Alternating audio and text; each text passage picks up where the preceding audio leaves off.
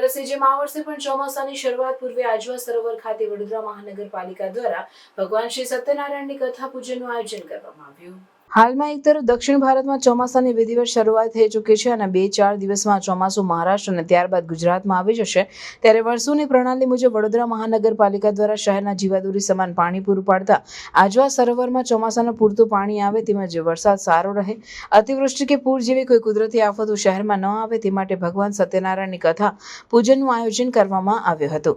સાથે જ ભગવાન સત્યનારાયણને પ્રાર્થના કરવામાં આવી હતી। શહેરમાં જે વિસ્તારમાં પીવાના પાણીની સમસ્યા છે અથવા તો નવીન લાઈનો નાખવાની છે, જૂની લાઈનો બદલવાની હશે, તે કામગીરી પણ પ્રાથમિકતાના ધોરણે કામગીરી કરવામાં આવશે। આજે વડોદરા મહાનગરપાલિકા દ્વારા આજવા સરોવર ખાતે યોજાયેલી ભગવાન શ્રી સત્યનારાયણની કથા પૂજનમાં વડોદરાના મેયર પિંકીબેન સોની, મ્યુનિસિપલ કમિશનર, ડેપ્યુટી મેયર, દંડક, શાસક પક્ષના નેતા, સાંસદ ડોક્ટર હેમાંગ જોશી, વિરોધ પક્ષના નેતા ચંદ્રકાંત શ્રીવાસ્તવ સહિતના મ્યુનિસિપલ કાઉન્સિલરો, પાલિકાના અધિકારીઓ ઉપસ્થિત રહ્યા હતા।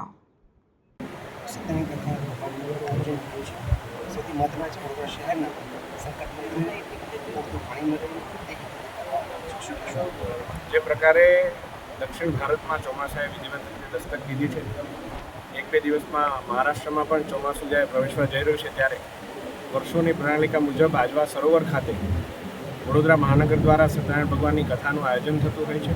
આ કથામાં ભગવાનને પ્રાર્થના કરવામાં આવતી હોય છે કે આ વખતનો જે ચોમાસું હોય એ વડોદરા માટે લાભદાયી નીવડે। આ ચોમાસાના માધ્યમથી જ્યારે આજવા સરોવર વડોદરાની જીવાદોરી હોય ત્યારે આ જીવાદોરી સમી જે આજવા સરોવરના પાણીથી તમામ વડોદરાના લોકોની તકલીફો દૂર થાય અને કોઈ પણ પ્રકારની અતિવૃષ્ટિથી વડોદરાના લોકોને કોઈ પ્રકારનું કુદરતી આફતનો સામનો ના કરવો પડે। આ હેતુથી આજે સત્યનારાયણ ભગવાનના પૂજનનું આજે કથાનું આયોજન કરવામાં આવ્યું છે અને એના કથાના પૂજનમાં વડોદરા મહાનગરના પ્રથમ નાગરિક સાથે મને પણ પૂજનમાં સંમિલિત થવાનું સૌભાગ્ય પ્રાપ્ત થયું છે, ત્યારે વડોદરા મહાનગરપાલિકાનો હું આ તબક્કે ખૂબ ખૂબ આભાર માનું છું। સૌથી મહત્વનું છે જ્યારે પાણી ના મળી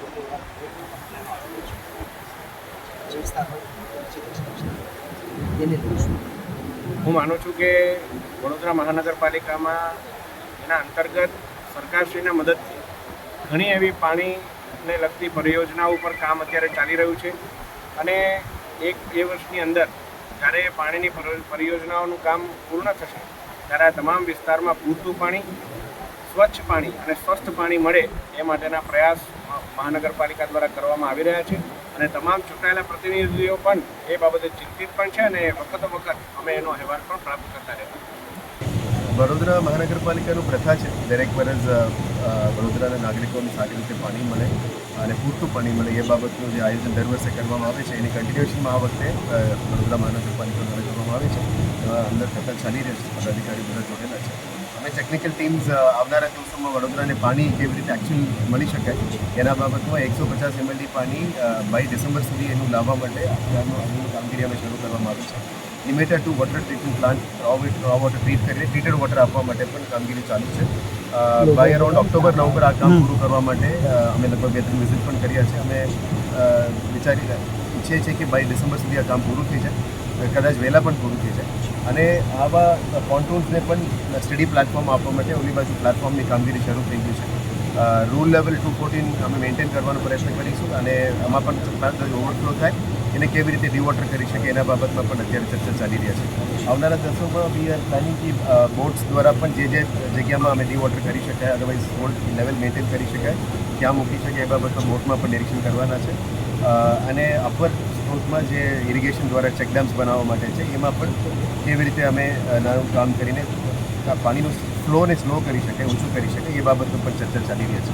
આશા રાખીએ કે વડોદરાના નાગરિકો માટે પીવાનું પાણી પૂરતું મળે અને પબ્લિક યુઝ માટે પાણી મળે, પણ ફ્લડ મિટિગેશન મેશર્સ આના કરતાં સારું કામ થાય અને ફ્લડ મિટિગેશન મેશર્સમાં અત્યારે બંને બાજુ એ ઓપોઝિટ છે પણ બંને કામ સારી રીતે થાય એ માટે ચર્ચા કરી રહ્યા છે।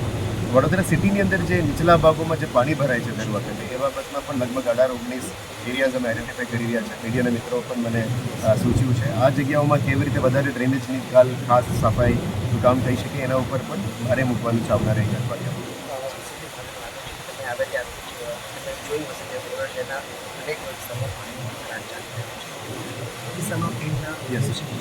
આ જે સમસ્યા છે એ મલ્ટિપલ લાઇન્સ છે, જૂના વોટર લાઇન છે જે કાઢવામાં નથી આવ્યું, સીલ કાઢવામાં નથી આવ્યું અને મલ્ટિપલ વોટર સોર્સિસથી આવે છે. 680 MLDમાંથી મળે છે લગભગ 640 MLD જાય છે. 40-45 MLDનું લીકેજ છે. આ લીકેજને પ્લગ કરવા માટે ડિસ્ટ્રીબ્યુશન સિસ્ટમને સ્ટ્રેન્થન કરવા માટે અમે નક્કી કર્યું છે. આવનારા દિવસોમાં આ સિસ્ટમ સ્ટ્રેન્થન કરીશું, જેથી કરીને લગભગ 30-40 વર્ષથી આ ઇસ્યુઝ છે. અમે 5 મહિનામાં એનું હલ ના થાય, પણ 1 વર્ષની અંદર જે પણ પગલાઓ લેવામાં આવશે એમાં થોડું કડક પગલાઓ પણ લઈશું, કદાચ સીલ મારવું પડે એવું પણ પગલાઓ લઈશું. પણ તમામ પ્રક્રિયા ચાલુ રહેશે, જેથી કરીને તમામ પબ્લિકને ઈસ્ટ સાઉથ ઝોનમાં જે કચરાટ છે એ બંધ થાય અને તમામ નાગરિકોને પૂરતું પાણી મળે એ બાબત તમામ પગલાઓ લેવામાં આવે.